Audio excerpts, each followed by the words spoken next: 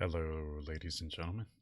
This is Grizz at Grizz Games on Twitch TV. Welcome to a very special day. Today I'm going to be playing the spiritual successor to one of my favorite games of all time. That game being Planescape Torment. So, thank you Grizzly Bears, Grizzly Mamas, philosophers, gamers, dreamers, for joining me on this channel today. I am going to be kicking things off with part one of a stream / let's play that I'm doing right now. Now, of course, as we take a second to verify that our streams are up and running, I'd like to introduce you to the series by saying that this is the spiritual successor, again, to Planescape Torment, but it's supposed to be its whole brand new thing. So, without further ado, this is Torment, Tides of Numenera.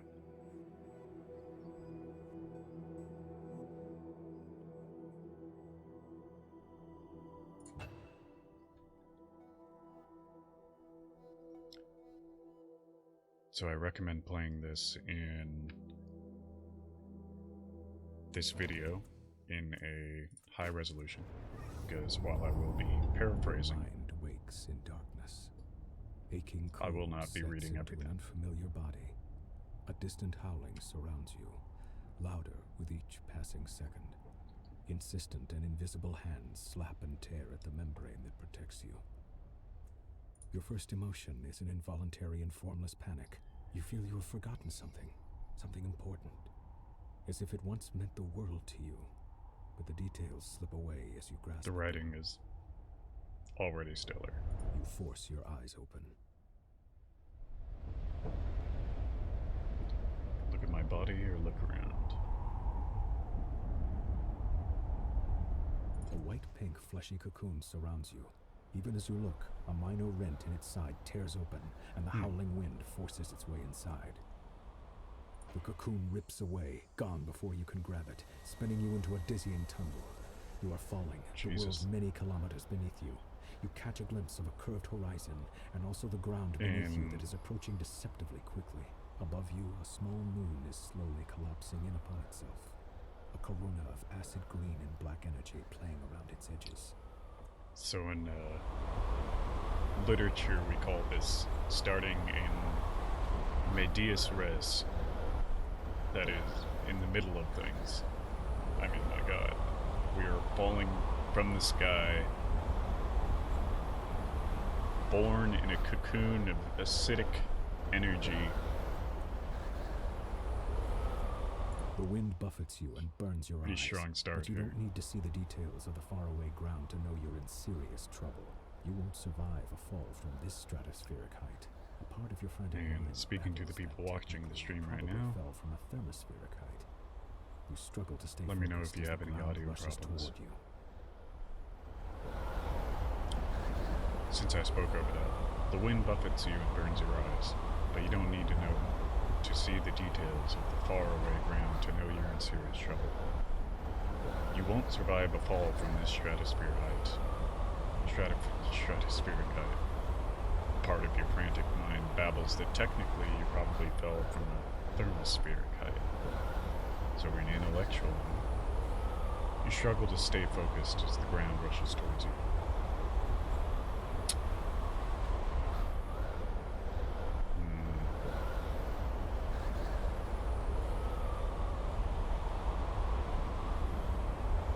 Let's get a big glimpse of the world. Let's look at the horizon. You are spinning too rapidly to get a good look. You can see a large landmass, a vast body of water directly below you, and scattered archipelagos, but the detail eludes you. A deep black night is above you, its nocturnal clarity disappearing as the haze of atmosphere envelops you. We're going to try to remember what the hell is happening here. Remember. It's hazy. You were in a tall passageway, its sides slicked with dew, the air warm and moist, as if you were caught in the breath of a giant organism. You remember fleeing in fear, something ancient and cold, its coiling power the promise of oblivion. Its shadowed tendrils struck at you, and the walls where they landed were torn apart utterly, destroyed beyond any hope of repair. You leapt into a membranous cocoon and fell from the station, the moon, and then you were empty. But who were you? What was that creature? A word surfaces in your thoughts, and you seize it before it vanishes. Sorrow. The world fills your sight. You're about to hit.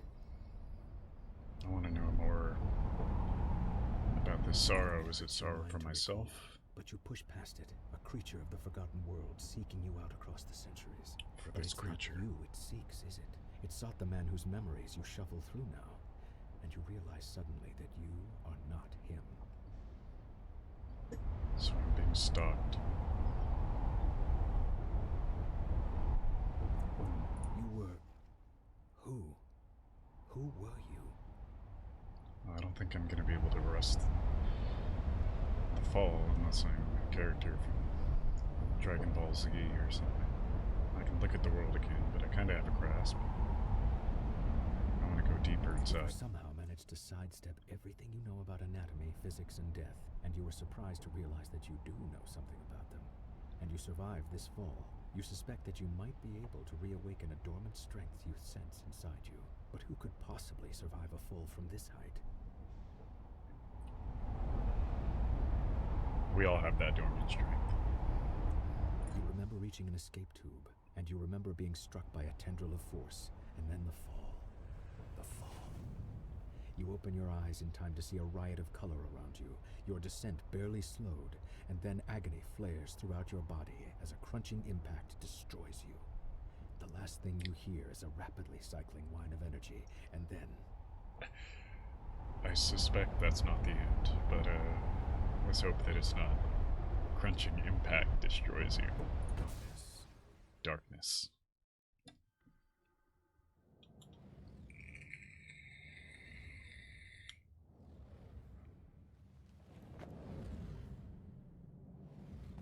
Now I had to make some adjustments to the audio to do this chill let's play here.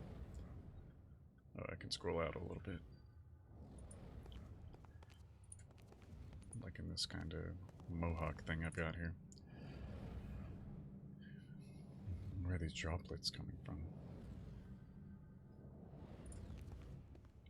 Now, if there's anything I remember about Planescape, you should interact with pretty much everything that you can. So we're a bit jumbled as we wake up from our fall here. We notice that this light hungers for the bowl. The bowl hungers for the light. Gonna check out the bowl. It has a shark-toothed rim. Yeah, you can kind of see the edges here. We're gonna have to slice our fingers a little bit. Let's use some might. So in this game, instead of the old D&D system, D&D-like system that Planescape Torment was in, it looks like we have might, speed, and intellect. We can spend points down here to raise our chances of success here, it looks like.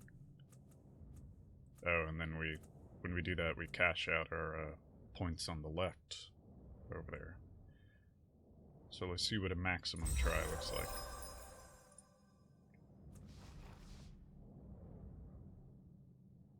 Oh, we avoided the teeth. I wonder if we had not inspected it, if we would instead get cut.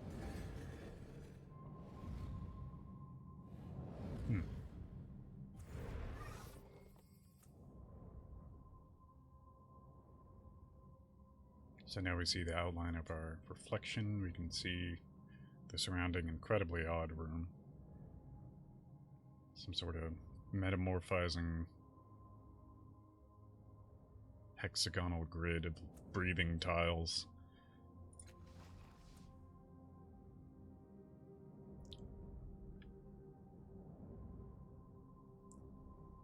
This is somehow restoring our memory a little bit. I'm not whole yet, but I have begun to heal from the damage done in my long fall. Long fall.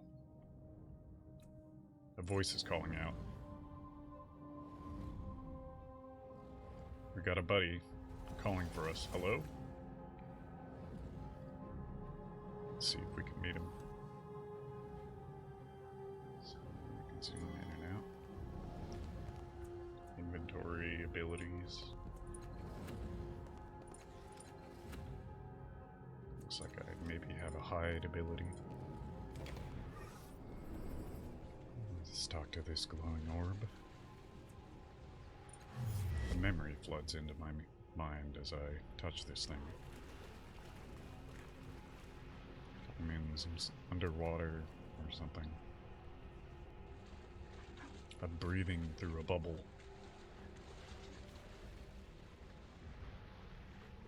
And we're trying to get through this rusted door. It's me and a companion. He's a genius, but he's distracted. He's got some sort of device covered in knobs, wires, and antennas. We're on a mission. Again, he's distracted. So I can try and do it myself, open the door. I can threaten him, which isn't really my playstyle. Or deceive him.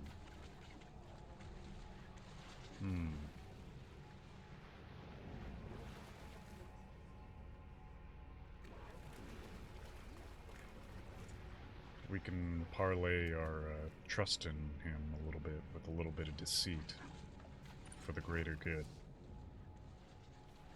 Okay. He pulls out the days and tells us, all right, we'll be through the door before they catch up. He makes adjustments with the knobs and we open the door. There's an artifact. So we're artifact hunters of some sort. Possibly. Guards are coming after us.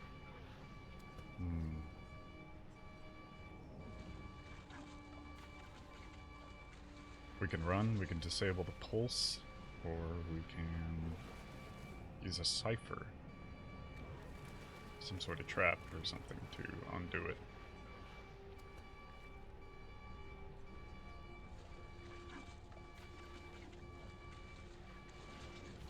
Disable it.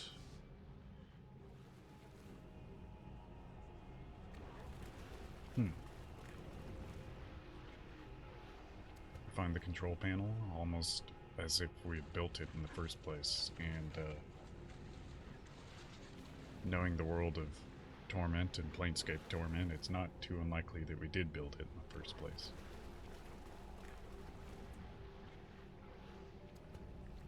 A scaly hand falls on my shoulder as I get caught up doing this.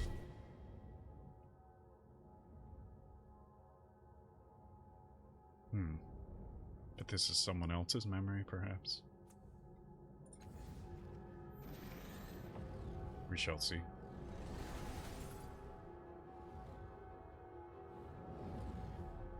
This is a damn cool intro. Very, very cool.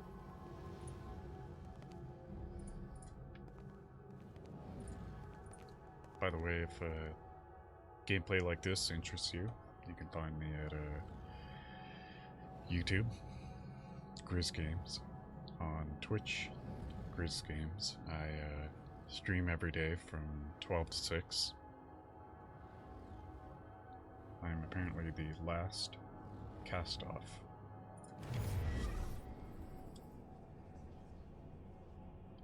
You stand beside a woman on a verdant crag. Beneath the two of you is a broad plateau, towering over the overgrowth far below.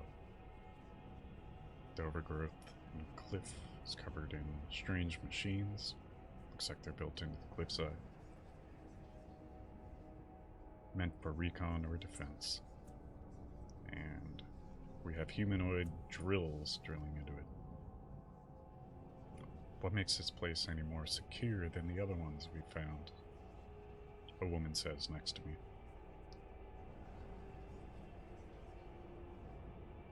We can be smart, we can be charming, and we can be experienced.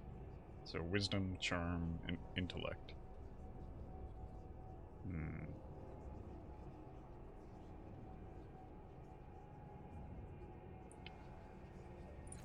I'm all about coaching.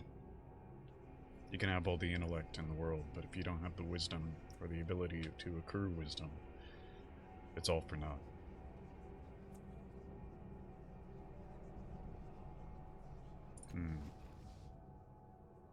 We convinced her.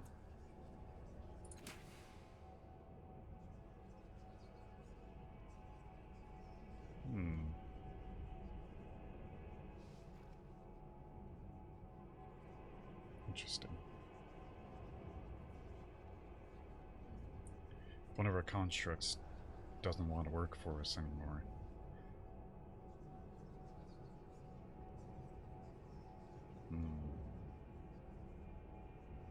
Let me see if there's something else at hand here affecting its work.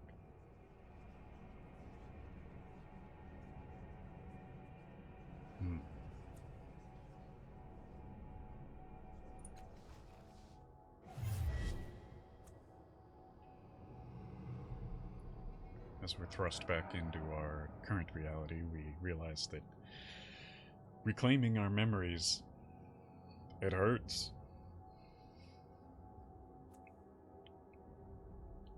And we're haunted once again, hairs on the back of our neck standing up. As we absorb that, we glow. It's becoming part of us. Got a third one here. We're in a city.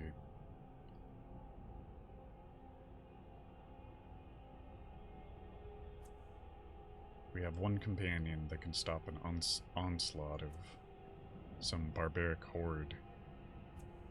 We need to get her to safety. There's 2 attackers descending.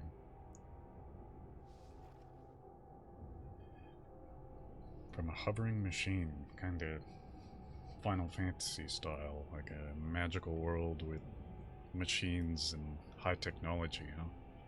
So we got a large one, we got a slim, scary one with an invisible blade.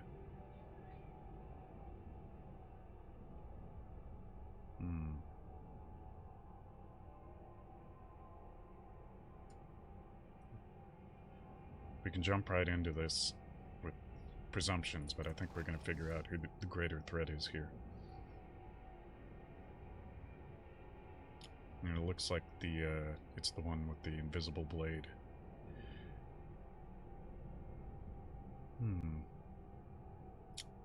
She can carve matter at the molecular level.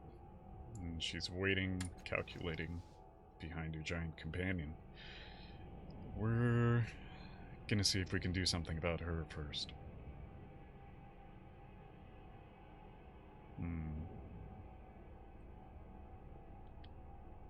She's not even focusing on us. So we sneak up and we give her a good shanking.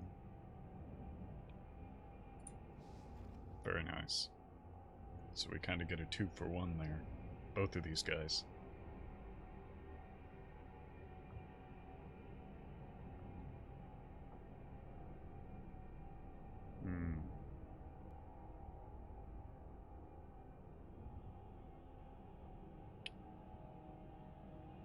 These guys already know we're here, so bit of surprise. Okay. Knock down the pair of enemy soldiers. We just run right through.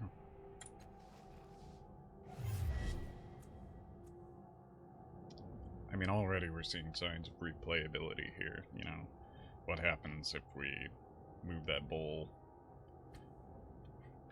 leave the bowl, move that bowl without using any of our strength, see what these different dialogue choices we end up with. So we've gained another memory.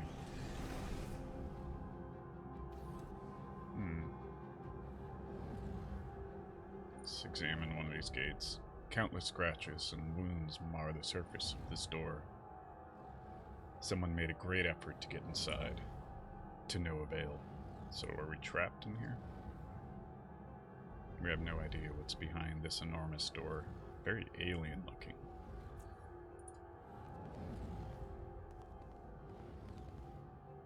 And I'm looking at a mirror of myself. The border of this mirror is decorated with symbols, daggers, masks, paintbrushes, amulets, and more. In the glass, I see a vast crowd of people. Vast crowd of me. Each one has pentagonal tattoos on their forehead. Do I? Not seeing one in this picture. They want me to pick them somehow. Clever one or the observant one?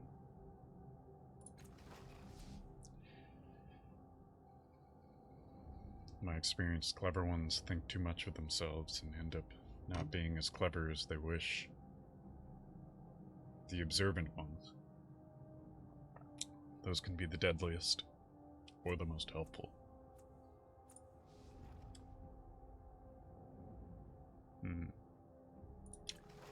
Hopefully that's who we are. As I choose that one, the rest back away.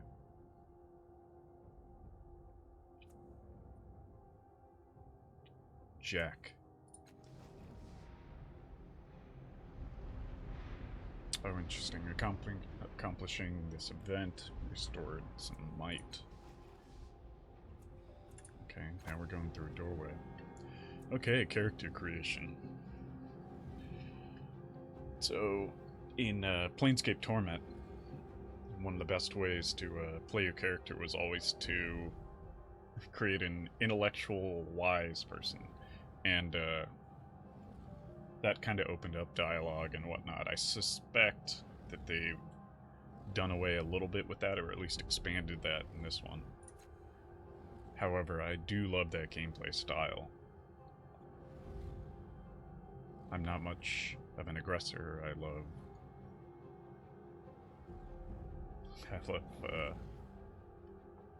accomplishing through conversation. So I can level up perception? Oh no, these are things I already have. So I can be a Jack, which is an explorer and an adventurer. And they can be all sorts of different things. Solving things with weapons, esoteries, ciphers, and a clever tongue. Okay, we got weapons and armor. We got mages. Also called nanos. Interesting. Nano spirits.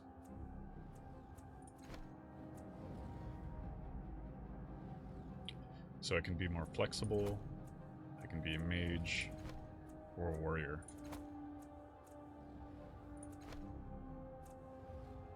Okay, so we can have more spells, I guess called ciphers here. I can pummel people with nanobots. That sounds pretty badass. So we can be more intellectual. Looks like this guy just has more variety as he levels up. That's tough.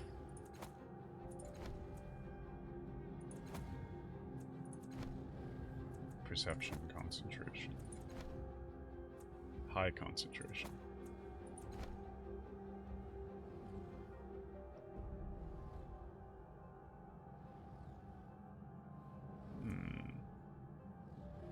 I'd like to be an artifact bearing nano. Okay.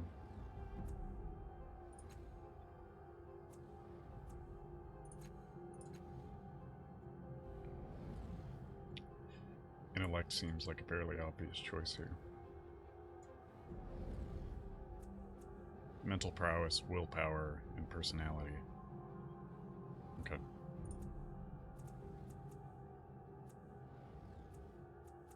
Okay.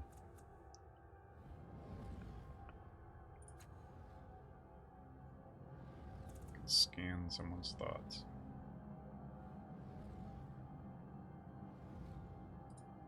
Is this a castable spell? Oh, I can hear people's thoughts. That is very interesting. But if I act on them, then they might react. Okay.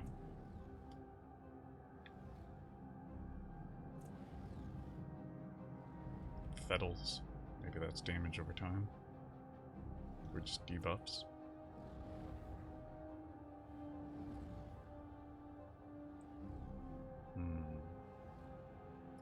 So essentially make me more defensive. Or teleport someone who's in a bad position, or someone who I want to move to a certain position.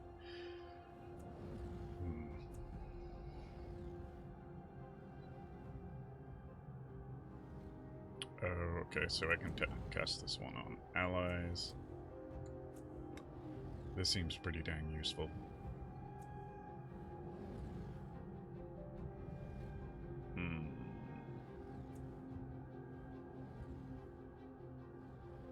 Being able to buff the tank seems like a good idea.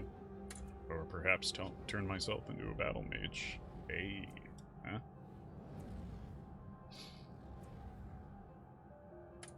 Okay.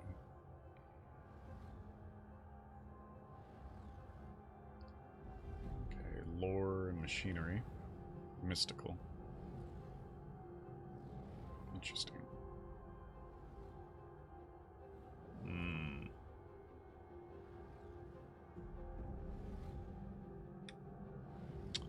We don't know what we're going to run into, so I'm gonna... Oh, we can only spend 1 point here. Natural sciences and physical creatures. Machines, mechanics, physical sciences. And knowledge of the nether, essentially. What do we do?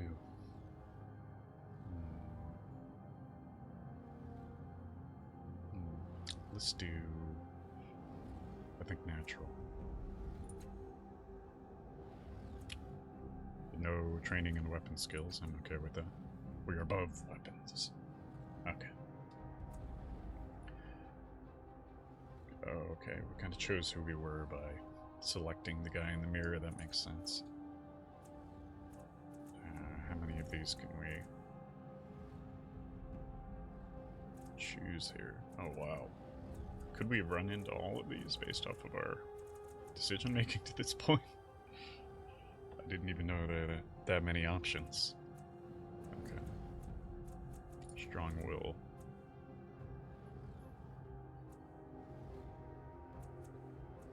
Okay. Slick. Observant.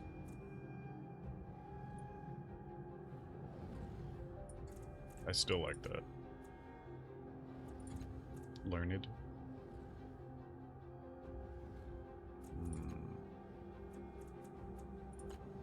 So you see, it looks like we get more with that, but we won't be able to persuade people. Clever. Charming. Okay, so we can persuade and deceive, but we get a little bit dumber. Yeah, I'm a fan of observant here.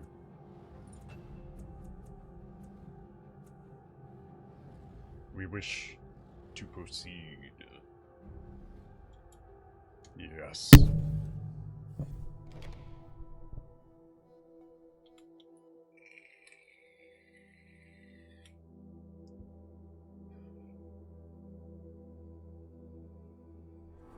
Now, after another 10 minutes or so here, I'm going to... Holy shit, where are we?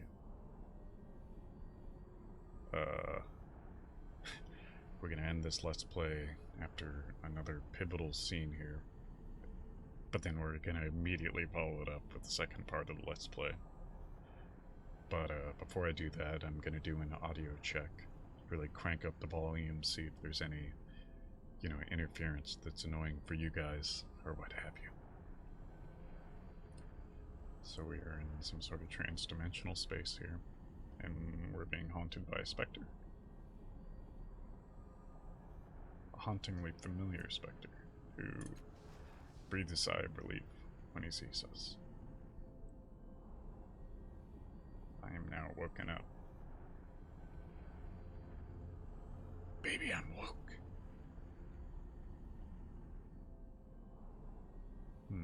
So the other guys sacrificed what ethereal being they already had to summon me here. This is clearly important.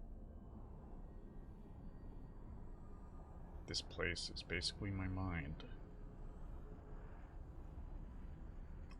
Grizz's mind? All of your minds look like this. That's pretty dang sweet. Okay. So we're gonna finish the healing process. Something was hunting me. What's going on with that? If that thing finds us, we're done for. We, me, them, all of us collectively being me.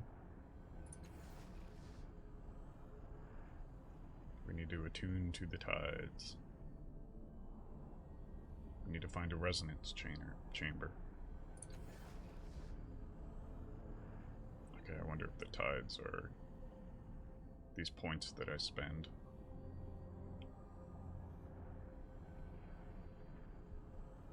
Who are these people? Reflections of people I knew. So, more of a in-your-face literal representation of memories. What is a resonance chamber? Okay. It's a chamber with mechanical arms. How do I know these things he's telling me? This place was made for you. Made by me? By someone else?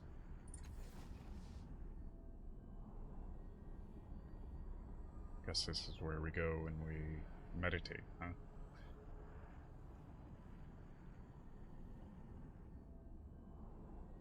How do I get back to the real world? Okay, so we're just gonna take this portal. We're gonna find the resonance chamber. Okay. This doesn't seem good. Okay. That portal is broken. So the sorrow is an enemy we have here. And it's destroyed these other reflections. It's draining their power. We have to get rid of them. Destroy its anchors. Or else the sorrow will erase us forever. Crisis. Jesus. A dangerous situation. We can attack or we can move. Okay. We need to kill these reflections. Can I scroll with WSAD? Oh, I can. That's wonderful. Okay. Let's attack this guy. Okay, we can buff him. Seems like a pretty precarious situation. There's 3 of them. We have a total of 5 points. Let's see if we can succeed spending 2. Okay.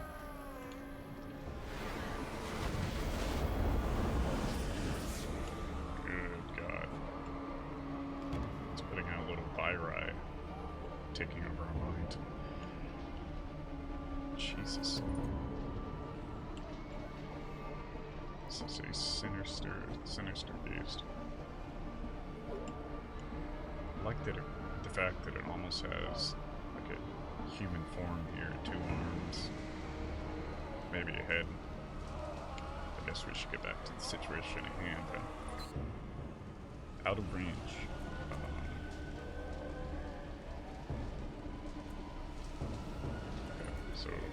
trap this guy. Still out of range.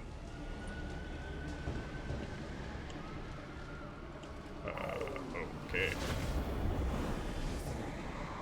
Well, more Viri.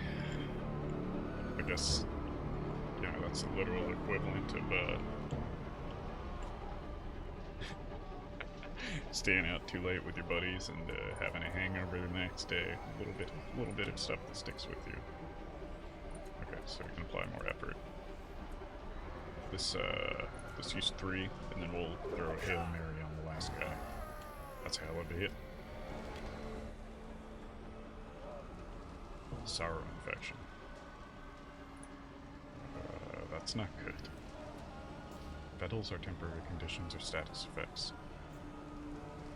Okay, the remaining one now has a petal on. Okay, can we do alternative damage here? Just smack that son of a bitch with 6 points. Oh, yes. That's how we do it. And he's gone. Easy peasy. The aforementioned hangover situation, you know, we had some healthy food, we got a nap in, you know, we cleared out the sorrows. The fetals, the shadows, you know, actually those are still wandering around somewhere in here. It's unstoppable. But we stopped it. It's hunting you, it killed me, it'll keep hunting me. So we've kind of got echoes of the first one. In the first Planescape, you were a man who could not die, the nameless one. And there were echoes of you, shadows, they followed you. Can I talk with this guy some more? Okay. Oh, okay. Jesus. Is he the head shadow? He's a splinter of me. Okay. Let's get out of here. Is there anything else we can do in here? No. And with that, that's the end of our part 1 of the Let's Play. We're going to review the audio real quick, and then we're going right into Let's Play part 2 / stream part 2. Here's a titillation of what's next. 2 figures. Where did he fall from? Wait, I know that face. And apparently I knocked them both down. And we're in some sort of chamber, and I see some sort of maybe resonance thing with 5 mechanical arms around it. Okay, we're stopping the recording temporarily.